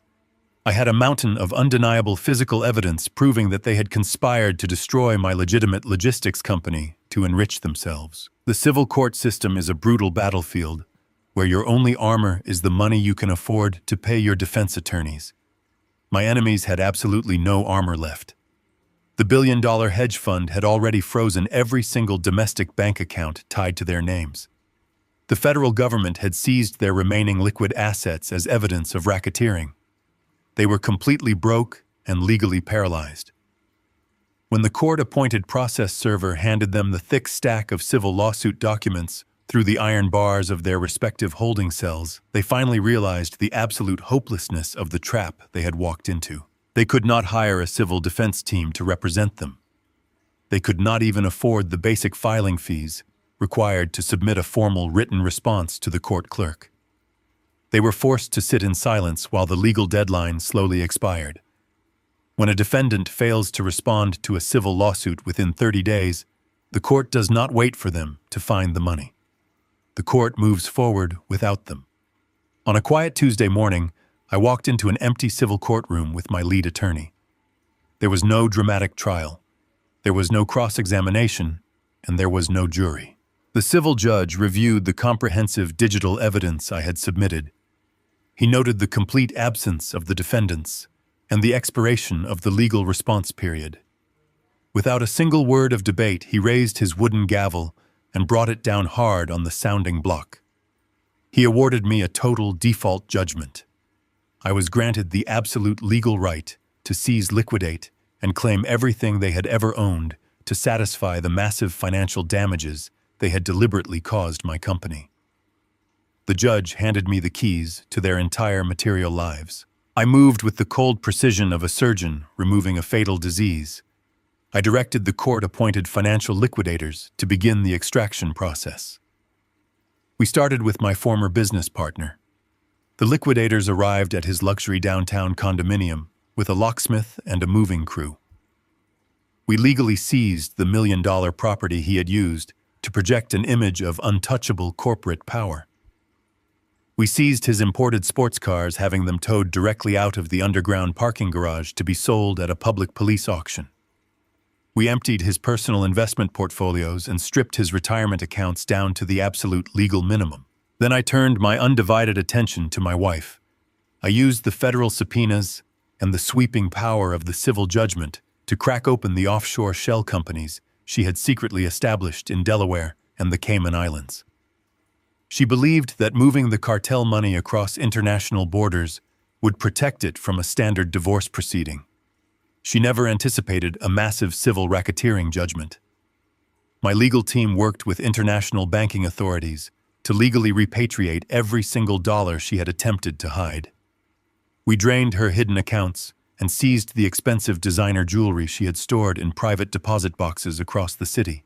Within a matter of weeks, the financial liquidators had accumulated a massive pool of recovered capital. The sale of the condominium, the luxury vehicles, and the repatriated offshore funds amounted to millions of dollars. A lesser man might have kept that seized wealth to rebuild his own personal fortune or to fund a lavish early retirement. A bitter man might have spent it on foolish luxuries just to spite the people who tried to ruin him. But I did not want to touch a single cent of their poisoned money. Keeping their money in my own bank accounts would mean keeping a piece of their betrayal alive in my daily life. I wanted a much more permanent and protective strategy. I sat down with my private estate attorney, Cameron, and drafted the most restrictive and powerful legal document I had ever commissioned. I established a bulletproof generation, skipping trust fund entirely in the name of my 10-year-old daughter, Mia. I took every single dollar generated from the civil annihilation and transferred it directly into that untouchable trust. The structure of the fund was an impenetrable legal fortress designed specifically to repel any future attacks. I explicitly wrote the bylaws so that neither my wife nor my former partner could ever access a single penny of that money. I named them both as permanently excluded hostile parties. Even if they somehow managed to find a corrupt lawyer willing to sue the estate from their prison cells 10 or 20 years from now, The trust was legally insulated against any external claims. The money was permanently locked away. It was placed into conservative index funds generating interest and growing silently in the background of our lives. The trust was structured to remain completely inaccessible until Mia turned 25 years old, at which point it would be released to her in carefully managed educational and professional installments. I took the illicit fortune my wife had tried to build by destroying my life, and I transformed it into an unbreakable financial shield for the very daughter she had attempted to abandon. By the time the civil liquidators filed their final completion reports with the court, the financial existence of my enemies had been systematically and entirely eradicated. I had erased their names from every property deed, every bank ledger, and every corporate registry in the state. They were now complete ghosts in the financial system. I wanted to ensure that their punishment extended far beyond the concrete walls of the federal penitentiary. When their long federal sentences were eventually completed, and the prison gates finally opened for them, they would step out into a world where they owned absolutely nothing. They would have no hidden nest egg waiting for them. They would have no secret offshore accounts to tap into and no luxury properties to return to. They would have to rebuild their lives from the very bottom, carrying the permanent, devastating weight of federal felony convictions and total bankruptcy. The civil annihilation was my final, definitive act of war. It was executed flawlessly, leaving them with nothing but the clothes on their backs and the bitter memory of the empire they threw away. 3 months after the federal raid, I walked back through the heavy oak doors of the county family court. It was the exact same room where my destruction had originally been scheduled. The polished wooden benches and the high ceilings had not changed, but the atmosphere was completely different. There was no oppressive tension in the air. There was no army of expensive corporate lawyers pacing the floor preparing to tear my reputation to shreds. The courtroom was practically empty. I walked down the center aisle and took my seat at the petitioner's table. I sat completely alone. I did not need an attorney to speak for me anymore. I placed my hands flat on the smooth wooden surface and waited for the final administrative procedure to begin. A heavy steel door near the judge's bench swung open. A county bailiff stepped out into the courtroom holding a thick metal chain. He pulled the chain forward, guiding the prisoner into the room. Valerie walked slowly toward the respondent's table. She was wearing a bright orange canvas jumpsuit provided by the county holding facility. The heavy steel handcuffs around her wrists were secured to a chain wrapped around her waist, restricting her movements to a slow shuffle. The physical transformation she had undergone in just 90 days was staggering. She looked as though she had aged 10 full years. The flawless makeup, the expensive salon hair, and the arrogant posture were completely gone. Her skin was pale and drawn tight over her cheekbones. Her eyes were hollow and surrounded by dark, heavy circles. The reality of sitting in a concrete cell waiting for a massive federal racketeering trial had completely broken her physical spirit. She did not look at me when she sat down. She kept her gaze fixed firmly on the floor. She was accompanied by an overworked public defender who looked exhausted and completely uninterested in the proceedings. He carried a thin manila folder containing the basic divorce paperwork.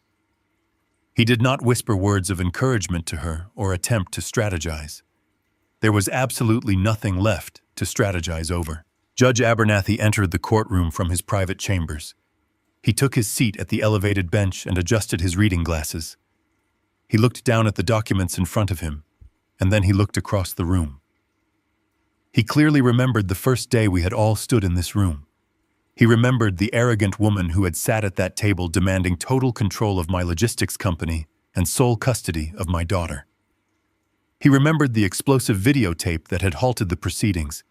He looked at Valerie in her orange jumpsuit and heavy chains, and his expression remained entirely neutral. He opened the final divorce decree and began the formal dissolution of our marriage. A standard high net worth divorce usually involves hours of bitter arguments over the division of assets. Lawyers fight over real estate investment portfolios, retirement accounts, and the valuation of private businesses. Our asset division took less than 3 minutes. The judge read the mandatory financial disclosures into the official court record. There were no joint accounts left to divide. There was no real estate to negotiate. The civil default judgment I had won weeks prior had legally stripped her of every single penny she had ever acquired.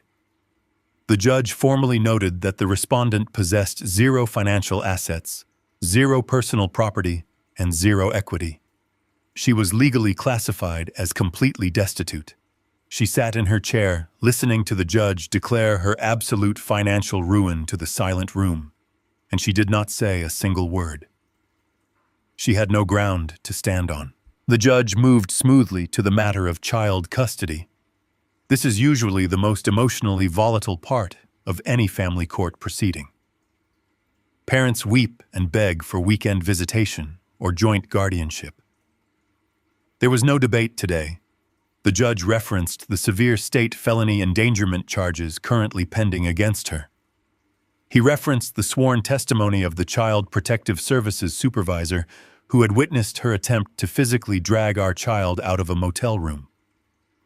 Based on the overwhelming evidence of abuse and criminal instability, the judge completely and permanently severed all of her maternal rights.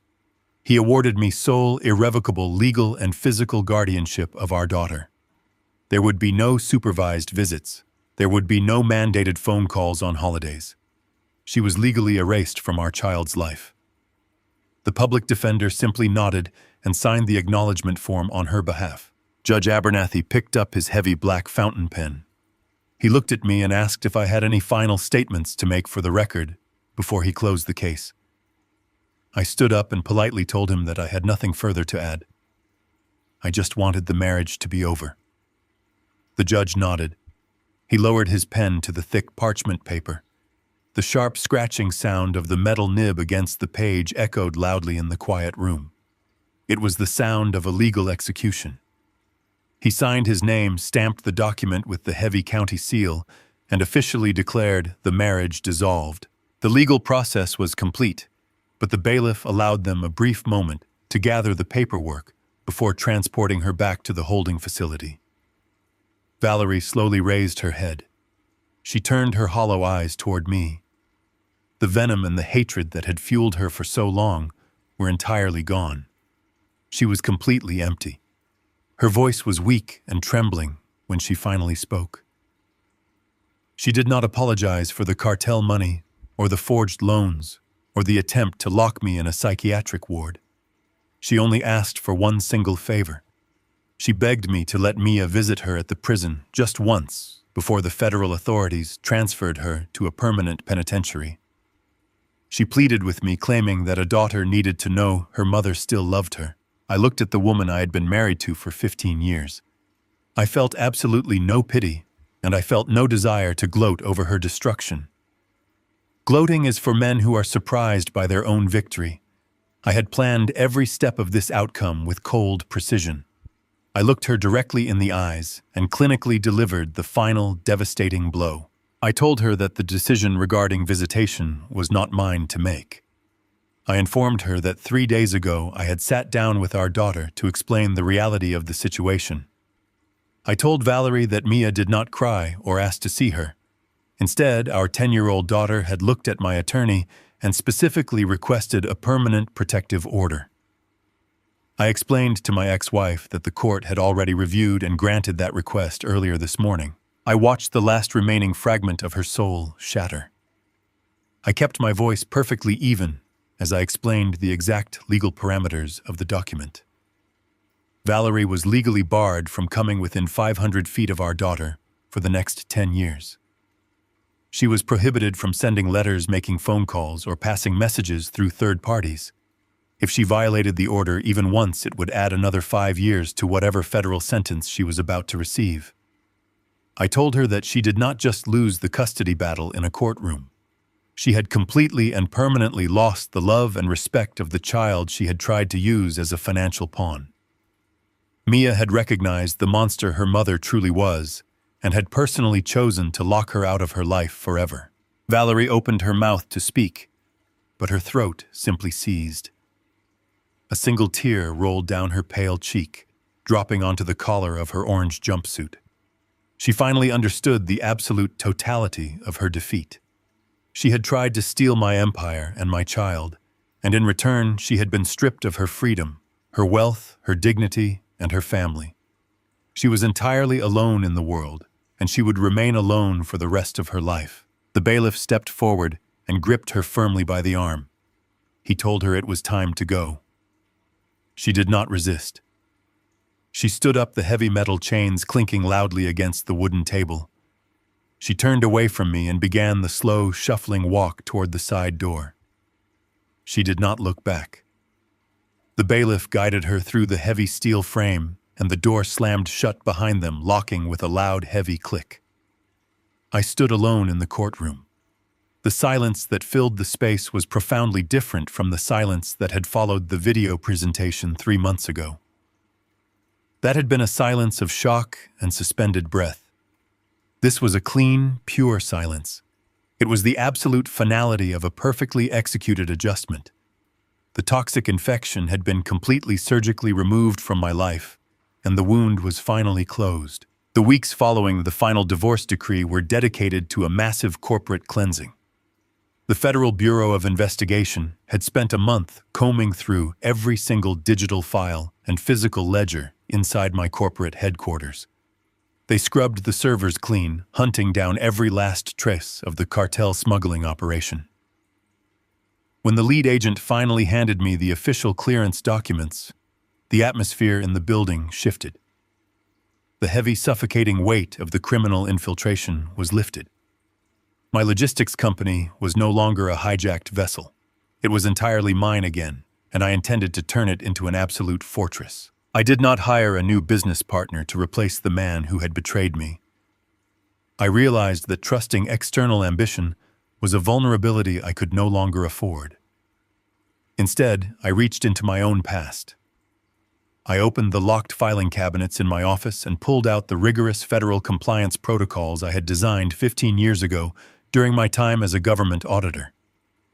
These were strict, uncompromising operational standards that my former partner had convinced the board to ignore for the sake of rapid expansion. I implemented every single one of them. I installed secondary verification systems for all freight manifests.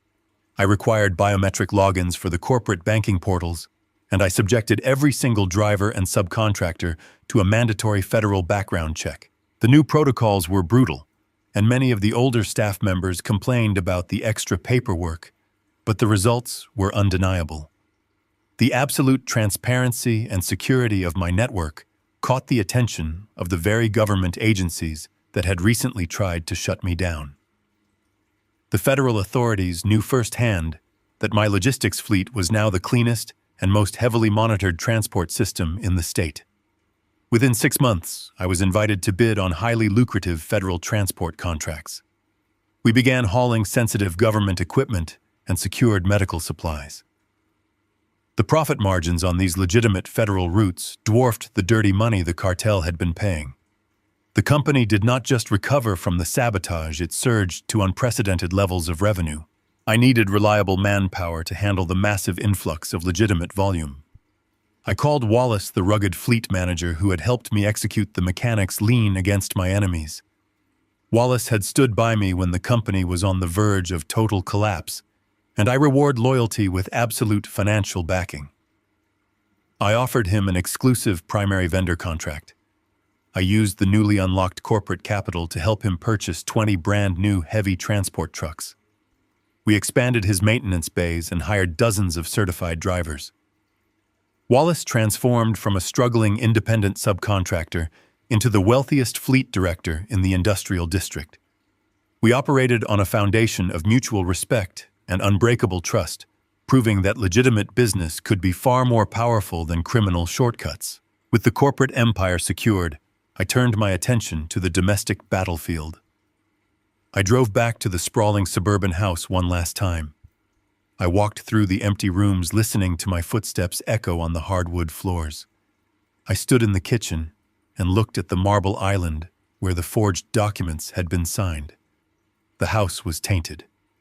It was a museum of a dead life filled with the lingering ghosts of deception and betrayal.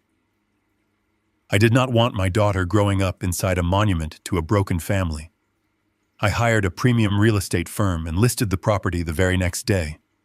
It sold within a week to a faceless corporate developer who planned to tear it down and build luxury townhomes. I did not feel a single ounce of nostalgia when I signed the closing papers and handed over the keys. I took the capital from the sale and purchased a completely different kind of property. I bought a modern architectural masterpiece located in a highly exclusive gated community on the northern edge of the city. It was a structure built of reinforced concrete, dark steel, and impact-resistant glass. It did not look like a traditional family home. It looked like a beautiful, impenetrable fortress. I installed a state-of-the-art independent security system that I personally coded, ensuring that no one could ever access the cameras or the perimeter alarms without my direct biometric approval. More importantly, the property was located less than 2 miles from a top-tier private academy. I enrolled Mia immediately, securing her a place among the brightest and most driven students in the state. We settled into our new life with a quiet, determined rhythm. We did not talk about my ex-wife or my former business partner. We did not speak their names over dinner, and we did not wonder how they were surviving in the federal prison system. We did not need to. The past was a completely closed ledger. Dwelling on their betrayal would only give them a lingering power over our present happiness. I focused entirely on the future, and the future was sitting right across from me at the kitchen table every single night. Mia had grown remarkably resilient. The trauma of the divorce and the attempted state custody raid had not broken her spirit. It had sharpened her mind. She understood the dark realities of the world far earlier than most children, but she did not become cynical or bitter. She became observant. I realized that the 10-year-old girl who had stood up in a crowded courtroom and presented a digital video file to a judge was not just a child needing protection. She was a natural survivor. She had saved my entire empire with her quick thinking and her absolute calm under pressure. I knew it was my fundamental duty to ensure she was fully equipped to inherit the kingdom she had helped defend. I transformed our quiet evenings into private masterclasses. When her standard school homework was finished, I would open my leather briefcase and place real redacted corporate financial statements on the dining table. I taught her how to read a balance sheet and how to identify the hidden warning signs of corporate debt. I showed her how cash flow works, how profit margins are calculated, and how corrupt accountants attempt to hide stolen funds in offshore shell entities. She absorbed the information with a terrifying speed. She treated the complex financial documents like a puzzle, learning to spot the irregularities that most veteran executives would overlook. I did not stop at financial literacy. I knew that the next generation of corporate warfare would be fought entirely on digital battlefields. I bought her advanced computer hardware and hired a private tutor to teach her the foundations of encrypted network architecture. By the time she was 12 years old, she could confidently navigate secure command terminals and identify basic vulnerabilities in a corporate firewall. I was not just teaching her how to be a wealthy heiress. I was forging her into a highly capable chief executive. I watched her sitting at the kitchen island, bathed in the soft glow of her computer monitor, analyzing a logistics routing schedule I had given her as a test. Her brow was furrowed in deep concentration, her eyes scanning the data with the same cold, analytical precision I had used during my days as a federal auditor. A profound sense of peace settled over me. The violent storm of the past year had completely washed away the fragile illusions of my old life, leaving behind a foundation of absolute solid rock. The silent adjustment had worked flawlessly. I had protected my wealth. I had destroyed the parasites who tried to feed on my hard work, and I had secured an unbreakable legacy. The empire was safe and the heir was ready. 5 full years evaporated into the steady rhythm of rebuilding and expanding. I turned 65 last autumn, but I did not feel the weight of my age. The heavy fatigue that had plagued me during the final years of my marriage was completely gone, replaced by a sharp and enduring vitality. The logistics company practically ran itself under the strict compliance parameters I had established.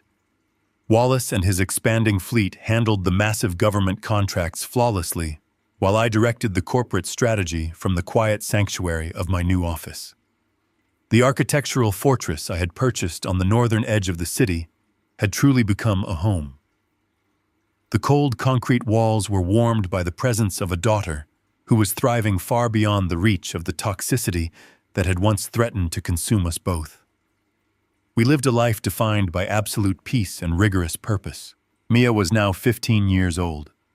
She was no longer the frightened 10-year-old girl who had stood up in a crowded family court. The private academy had sharpened her natural intellect, but the real education took place in our kitchen every single evening. I had immersed her in the complex realities of corporate governance and digital security. She was not just passing high school classes, she was actively auditing advanced university-level courses in computer science and international business law. She could read a forensic accounting report faster than most junior executives, and she understood the intricate vulnerabilities of encrypted data networks. I watched her grow into a formidable young woman who recognized that true power in this world does not come from physical strength or loud demands. True power comes from absolute control over information and the discipline to use it without hesitation. I was not just raising a child, I was forging an unbreakable heir to a multi-million-dollar empire. She knew the exact value of the wealth we possessed, but more importantly, she knew the exact price required to protect it. The ultimate test of her character arrived on a quiet Tuesday afternoon, inside a standard white envelope. I walked down to the secure mailbox at the end of our gated driveway and sorted through the daily delivery of financial reports and corporate correspondence. Tucked between two heavy investment brochures was a thin piece of paper bearing a very specific return address. It was from a federal correctional institution located 3 states away. I recognized the cursive handwriting immediately, even though the strokes were shaky and uneven. It was from my former wife. I walked back up to the house and opened the envelope standing in the bright sunlight streaming through the kitchen windows. I unfolded the single sheet of lined prison paper and read the desperate words she had written. Valerie was begging for a lifeline. She was approaching her first scheduled parole board hearing, and she was terrified of remaining behind bars. She wrote that she had found religion and had spent the last 5 years reflecting on her terrible mistakes. She was pleading with me to submit a formal letter of character reference to the parole board, claiming that my forgiveness was the only thing that could convince the panel to grant her an early release.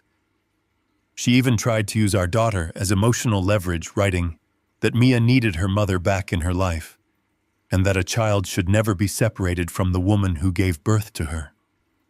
It was the same manipulative poison she had used years ago, simply repackaged in the desperate language of a federal inmate. A weaker man might have felt a twinge of pity, or the vindictive urge to write a letter explicitly demanding she remain incarcerated. I felt absolutely nothing. I did not crumple the letter, and I did not throw it in the trash. I recognized this moment for what it truly was. It was a final examination. I placed the lined piece of paper flat on the center of the kitchen island, right next to the thick textbook on corporate ethics Mia had been reading. I walked to the bottom of the stairs and called my daughter's name. Mia came down a moment later carrying her laptop. She asked me what I needed. I did not give her a speech about the past, and I did not tell her what the letter contained. I simply pointed to the piece of paper on the marble counter and told her that a piece of mail had arrived regarding her mother.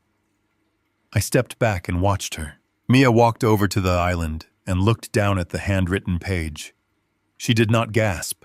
Her hands did not shake, and her breathing did not change. She stood there in the quiet kitchen and read the desperate begging words of the woman who had tried to trade her to the state welfare system for a suitcase full of cartel money. I watched my daughter's face, searching for any sign of lingering trauma or misplaced guilt. There was none. Her expression remained entirely neutral, forming a perfect mask of cold, analytical clarity. She finished reading the final sentence. She did not look up at me to ask for permission or guidance. She simply picked up the piece of paper, walked calmly across the kitchen, and approached the heavy-duty document shredder we kept near the home office door. She fed the letter directly into the steel blades. The loud grinding noise filled the room for 2 seconds, destroying the physical evidence of her mother's manipulation. The shredder stopped, leaving only silence in its wake. Mia turned around, picked up her laptop, and walked back to the kitchen island to finish her homework. She did not ask me if I was going to write the reference letter because she already knew the answer. We do not negotiate with people who attempt to destroy us. She opened her textbook and began taking notes on a complex legal case, completely unbothered by the ghost that had just tried to reach out from a federal prison cell. The silence that settled over the house in that moment was profound. The long, agonizing chapter of betrayal and survival was permanently closed. The silent adjustment was finally and completely finished. I stood in the kitchen, looking at the intelligent, confident young woman sitting across from me. I realized that my greatest victory was not outsmarting the federal government or bankrupting the people who conspired against me. My greatest victory was right here in this very room. I had successfully protected my physical assets, but more importantly, I had protected the mind and the spirit of my child. I had raised a daughter who understood the absolute, undeniable value of loyalty and the exact permanent price of betrayal. The foundation we stood on now was not built on the fragile illusions of blind trust or emotional manipulation. It was built on truth, on vigilance, and on a silent, unbreakable strength that could never be fractured from within. I spent my entire life believing that providing for my family was enough to secure their loyalty. I was wrong. The greatest lesson I learned from this ordeal is that blood does not guarantee allegiance, and generosity can easily be mistaken for weakness by those who lack a moral compass. True family is not defined by a marriage certificate or shared DNA.